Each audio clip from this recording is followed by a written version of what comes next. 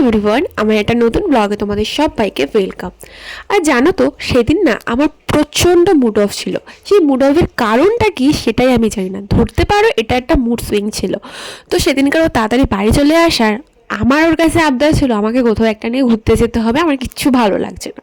তো যেমন কথা তেমন কাজ, কারণ আমার বাবা মার পরে যদি আমার লাইফে এরকম কেউ থেকে থাকে যে আমার সব আবদার সব ইচ্ছাকে পূরণ করে, সে হলো এই মানুষটাই। ওই আমার বেস্ট ফ্রেন্ড, ওই আমার লাইফ পার্টনার, ওই সব। তো ওকে যেমন বলা তেমন কাজ, বলো চলো কোথা থেকে ঘুরে আসি, প্লাস তোমাকে আজকে পিৎজা খাওয়াবো। তো আমি তো শুনে ভীষণই খুশি হয়ে গেলাম। আর যেমন কথা তেমন কাজ, আমরা গেছিলাম ডমিনোসে পিৎজা খেতে।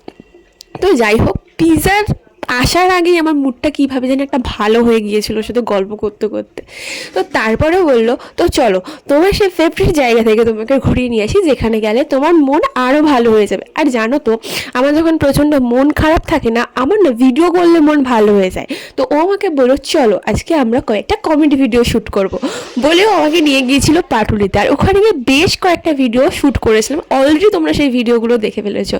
আর যদি লাইফে একটা এরকম মানুষ থাকে, তাহলে তুমি আর কি মুড অফ করে থাকতে পারবে?